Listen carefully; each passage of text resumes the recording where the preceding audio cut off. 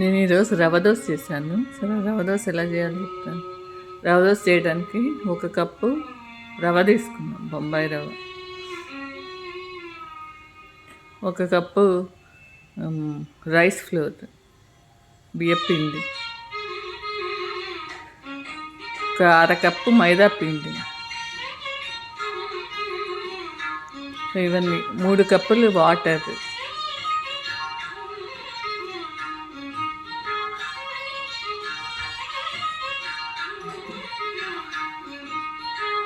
ఇవంతా బాగా కలుపుకోండి.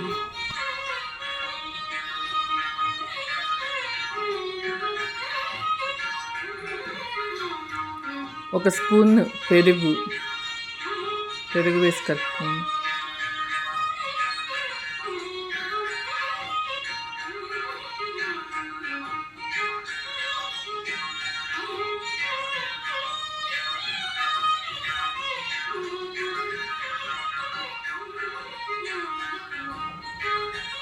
సో ఒక ఆనియన్ని కట్ చేసుకోండి, సన్నగా కట్ చేసుకోండి దానిలో కలపడానికి. ఒక 4 కొత్తిమీర, ఇవి కూడా సన్నగా కట్ చేసుకోండి.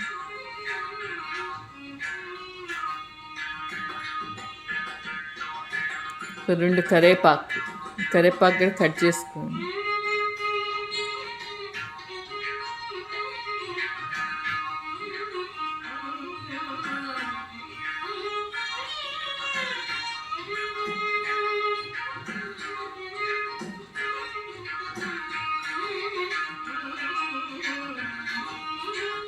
ఒక టమాటో కూడా సన్నగా కట్ చేసుకోండి.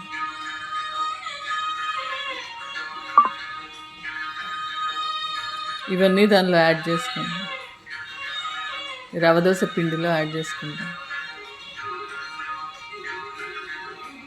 ఈ రవ్వ దోశ పిండి అప్పటికప్పుడు చేసుకొని తినచ్చు, అప్పటికప్పుడు కలిపేసుకొని తినచ్చు.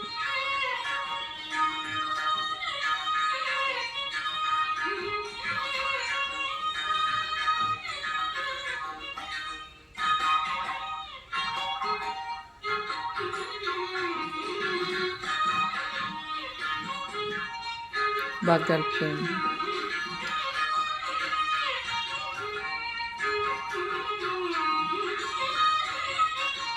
కొంచెం అల్లం యాడ్ చేసుకోండి, కొద్దిగా గ్రేట్ చేసుకోండి అల్లం, దానిలోనే తురుముకోండి, జస్ట్ కొంచెం చాలు.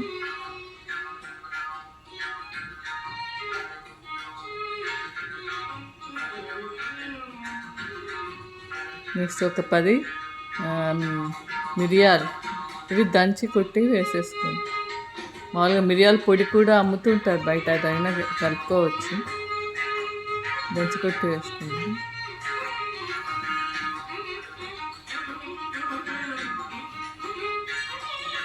బాగా కలుపుకోండి.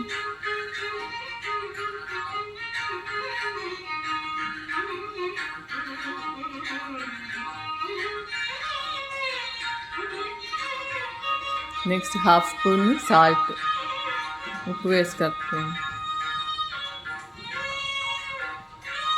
ఈ రవ్వ దోశ పిండి ఎంత పలుచగా ఉంటే అంత మంచిది.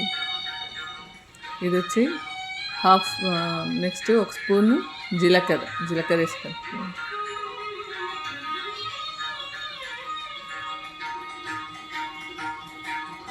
సో అది ఇంకొంచెం పలుచగా చేద్దాం, అందుకని ఇంకో గ్లాస్ నీళ్ళు పోస్తున్నాను నేను. అంటే మొత్తానికి 4 కప్స్ వాటర్ పోస్తున్నాను.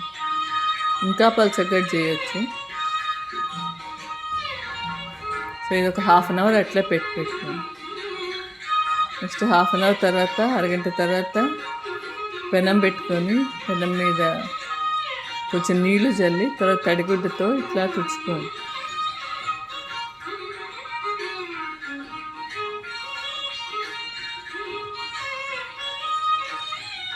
తర్వాత పెనం మీద ఇది దోశ వేయండి. ఇది ఇట్లా నెరపాల్సిన అవసరం ఉండదు, జస్ట్ దాని మీద పోస్తే చాలు. దోశ పిండి దాని మీద పోసి ఆ తర్వాత ఆయిల్ చుట్టూతా వేసేయండి.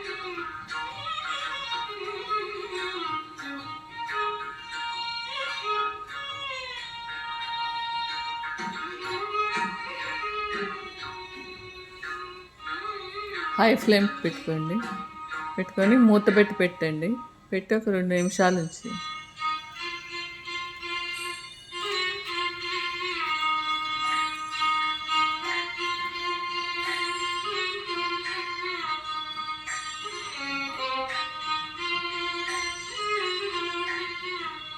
తర్వాత తీసి ఇటు సైడ్ కూడా ఒక హాఫ్ మినిట్, అర నిమిషం ఉంచి తర్వాత తీసేసుకోండి.